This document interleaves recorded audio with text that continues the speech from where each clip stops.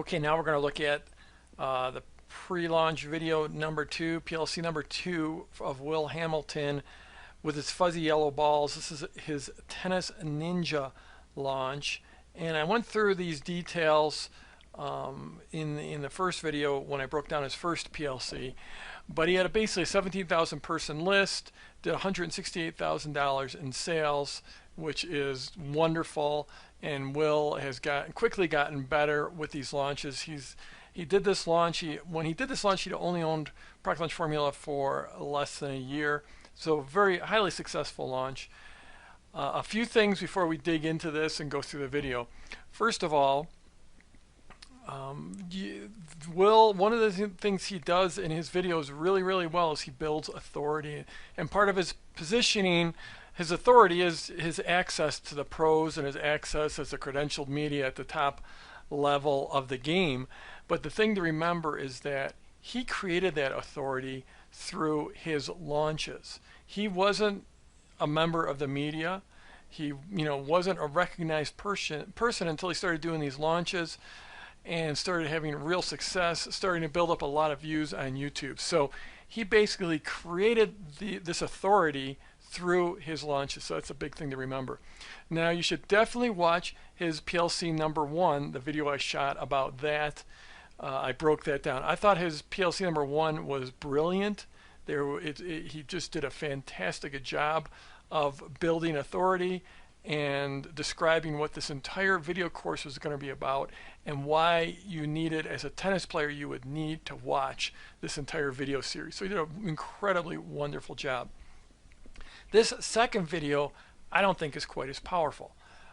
And it's not unusual that you're not always going to hit a home run. You're not always going to hit a grand slam. You're not always going to do your absolute best work or have your absolute best video.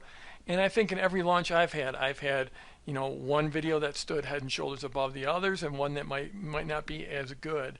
So I don't think this one is quite up to the standards of the first video, but it's still very strong.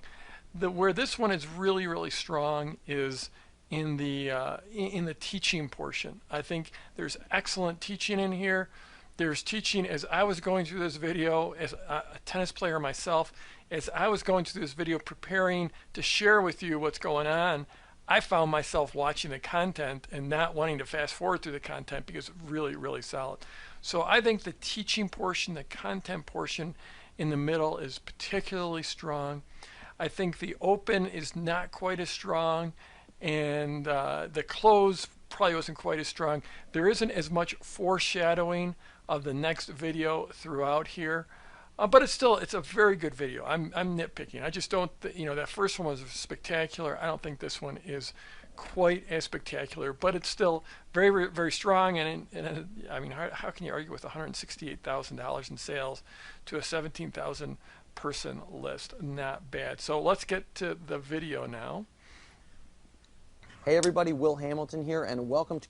And so right off the bat, you'll notice one of the things he does, he welcomes people to the video, and he thanks people for the comments. And so, he ended the last one asking people for comments. So it's great to thank people for the comments starting right off. To the second free video in our 4-part training series. First, I want to thank everybody who left comments on the first video. And before we get to today's lesson, we're going to do...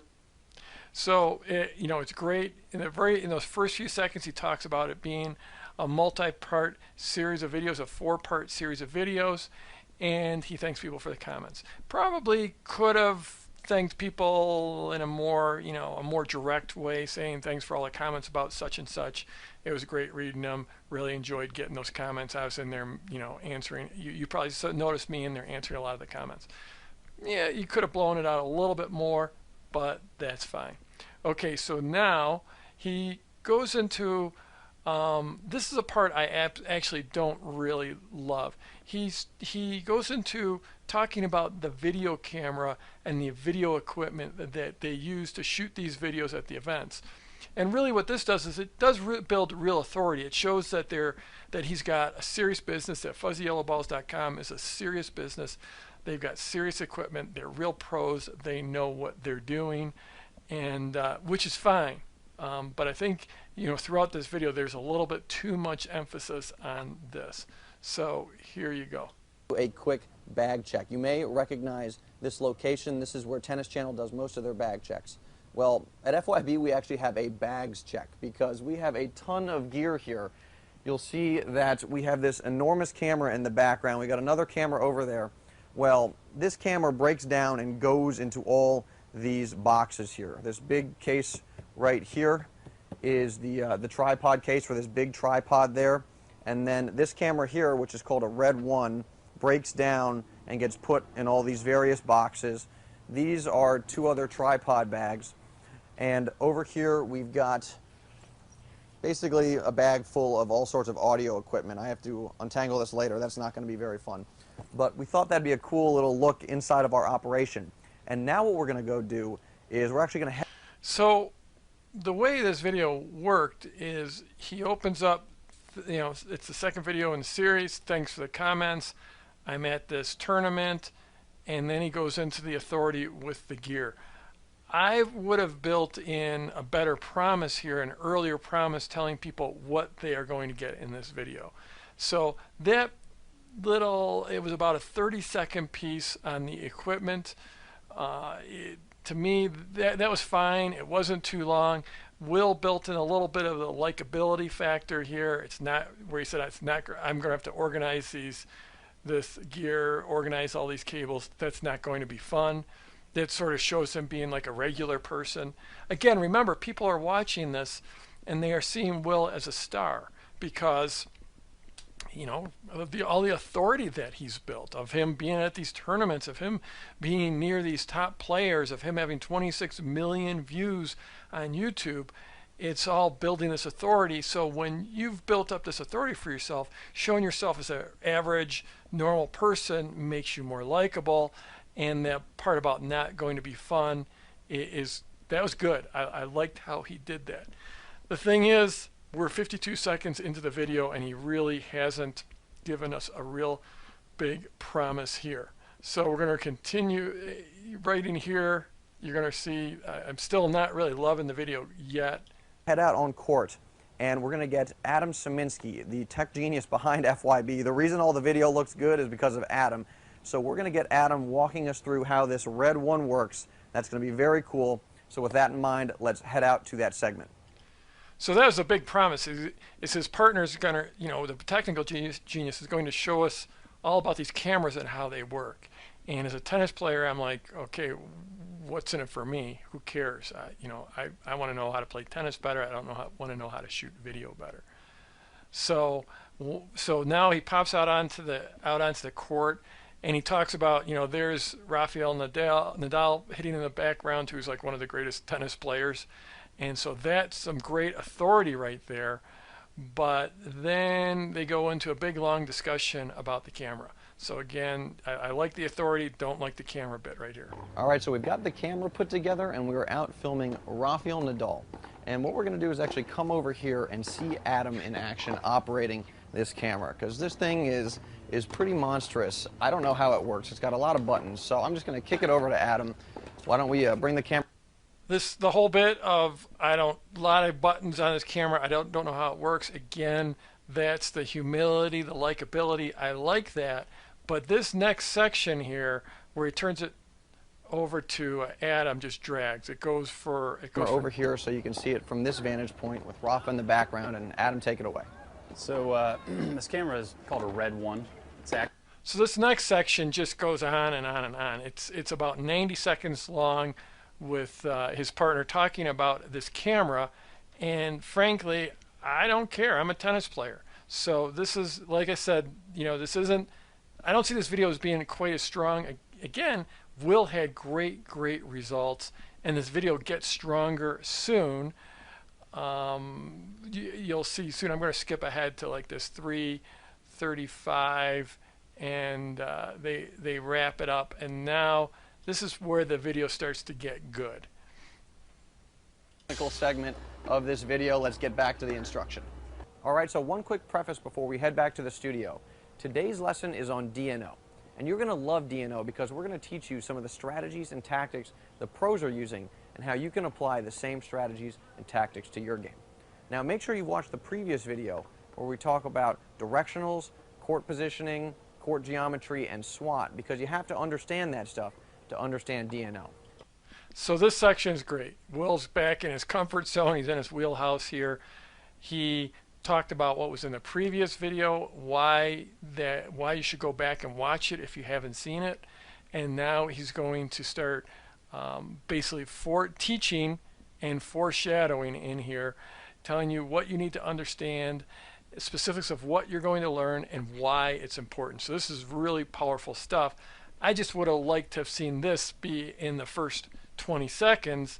He could always do this at the beginning and then take a little sidebar into the camera, but I would have liked to see this piece early on. Now, the great thing about this is he had that amazing first video, and people are probably, you know, if they watch that first video, they're hooked. And since this is an internal launch, you, in general, when you're during an internal launch, you've got a little bit more time to hook someone because they already know you. You've already have a relationship with them, built some authority. If it was a joint venture launch where joint venture partners are sending you traffic, then you have to hook them very, very early with that authority. Now, Will hooked people really hard with authority right in that very first video. It was just fantastic. Again, I don't want to beat up Will too much because he is one of my best students and he's doing a great job in this launch. It's just this video isn't quite as strong as that first one. But in here you're going to see him teaching and foreshadowing what what you're going to learn and why it's important. So with that in mind, let's head back to the studio and get on with today's lesson. So DNO stands for Defense Neutral Offense. And there's two key concepts you need to take away from DNO. First, it's to understand that you can be in one of these three states during a point. You can be on defense, you can be in a neutral rally, or you can be on offense. And we're going to specifically define how you know what state you're in a second. So in other words, now one thing I do want to point out, one subtlety here, when you're on camera, especially in these teaching situations, Will is spending a little too much time talking to the board. He could be pointing to these things and still turn to the camera, talking to the camera. Again, you know, I don't want to beat up Will too much because $168,000 is an amazing launch, but we're always looking for ways to get a little bit better. And frankly, Will has gotten better. This, you know, since then he's done a couple more launches and he continues to get better. DNO allows you to identify with a specific set of criteria what state you are in. Now second, you can think of DNO as a big toolbox of tactics you can use to transition from defense to neutral and neutral to offense. Now the other key concept here is this is not just some big toolbox and you kind of rummage around and pull out stuff at random. The tactics housed within DNO are specifically designed to transition from defense to neutral or neutral to offense. So in other words, you are going to know, well, So Will just said, you are going to know. This is powerful stuff. He's telling you what he's going to teach you and he's telling you why it's important. And this stuff is just magic for any tennis player. I mean, if you're a tennis player and you're watching this, you want to know. He tells me you are going to know. Very, very powerful phrase. Then he tells you all through the section, he's telling you exactly what he's going to teach you, why it's important, and how you're going to use it. Very, very powerful stuff. In a neutral rally right now, and this is the dynamic of the match, given my SWOT analysis, this is the tool I need. So it allows you to identify the specific tactics you want to use based on, again, whether you're in a defensive situation, a neutral rally. So this is really powerful stuff in here. Just, definitely, I'm going to give you the entire video. Watch exactly how he does this throughout this section. Very, very powerful. So I'm going to skip forward up here till about 8:20.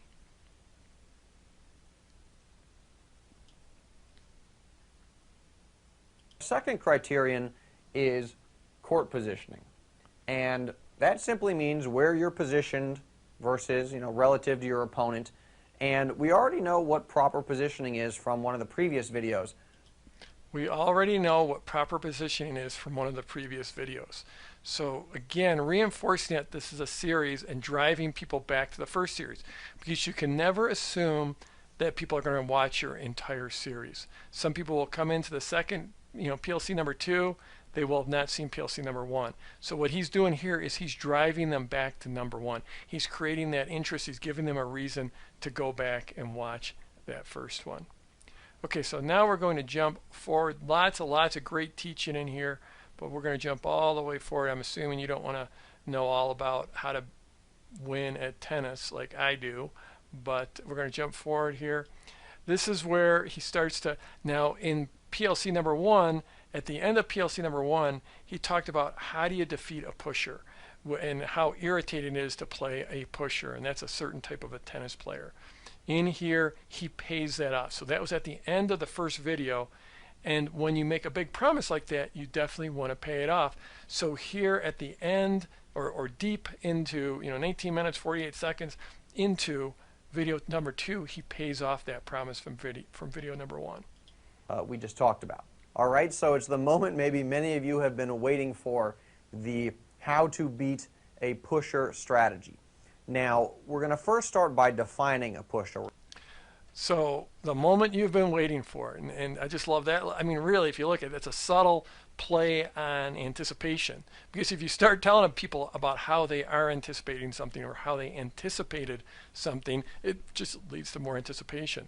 And it's interesting that he waited until he was almost 20 minutes into this video to pay off that promise from that first video, because I guarantee you he's got people following this launch, and when he made that promise at the end of his first video, there are people that came to this video just waiting to learn how to beat that pusher, because it's an irritating problem, and he did a good job of irritating and agitating about it in his first video. So now I'm going to skip to 2654 here. This is where Will, he's so good at doing this authority piece in such a sort of likable, subtle way, but you're going to see him build more authority and start to set up the next video here. He did it's pretty late in this video. A big problem anymore. Back at Indian Wells, now you know what DNO is. Now you have that tactic for beating a pusher. And speaking of pushers, let me point out someone who is most definitely not a pusher. Maria Sharapova right over there, one of the biggest hitters on the women's tour. So in the next video, what we're going to do is talk about how the pros think a little bit differently than everybody else. Because it's one thing to understand DNO and have that toolbox of tactics, but how do you actually apply that stuff, and how do you make adjustments based on the ebb and the flow of the match? That's one of those tactics that, or one of those abilities rather, that really sets the pros apart from everybody else, because the match doesn't always play out like you plan. So what he's doing here is, well, first of all, he points out Maria, and that's a big authority play. She's one of the top female players on the tour. And now what he's doing is he's foreshadowing that next video. So we're coming to the close here. We're almost done with this video, and he's big time foreshadowing the next video and why you need to watch that next video. And when you're in a situation like that, you better adjust or you're going to lose the match. So that's what we're going to see in the next video. And then, of course, at the end of it, he has a call to action where he again asks specific questions, asks people to make a comment, and tells people he's going to be reading the comments and answering the questions. So I'm going to go back and play this section again. That's one of those tactics that, or one of those abilities rather, that really sets the pros apart from everybody else, because the match doesn't always play out like you plan, and when you're in a situation like that, you better adjust or you're going to lose the match. So that's what we're going to see in the next video. Now, in closing with this video, please let me know, first of all, what you think of DNO in the comments below, and what your specific favorite tactic is, because everybody has at least one favorite tactic, whether it's I'm going to play to my forehand and hit a lot of those, or I'm going to try and run my opponent around, hit to the open court, and so on. So let me know what you think of DNO and what your favorite tactic is. I will be reading those comments, looking forward to that, and I will be jumping in and answering any questions you might have. So with that, I'm going to sign off, but I will see you in the next video. So this, again, a very, very strong close. I liked the close. I thought the teaching section in the middle was very powerful. Didn't love the open of this video. I think he should have gotten to the promise of what this actual video is about and what's in it for tennis players. I think if he would have opened there with that, it would have been stronger. But again, that first video was so good. And I think, and no one, in most launches, often video, if you're going to have a great video, have it be your first video. And if you're going to have a weak video, have it be your second video. So you really want a strong first video and a strong third video. The first video is probably the most important, and the second one is probably the least important. So if you're going to have one not be great, this is the one to not be great. And again, there's so much good in this video. It's just that one section about the video gear, I probably would have left it out, or I would have put it deeper after I made my initial promise. But Will did a great job here, is doing a great job with this launch, and that's why he did really well. But I hope you're seeing no launch is perfect. And every time I go back and look at one of my videos, it's like, oh yeah, I wish I'd done this, I wish I had done that. So there is video number 2. You saw how he, he basically, in that first video, he set up the opportunity in the second video. In this one, he is setting up the third video. And the third video is how to take this stuff and bring it into a match. So he's leading very seamlessly from one video to another. Did a great job with that.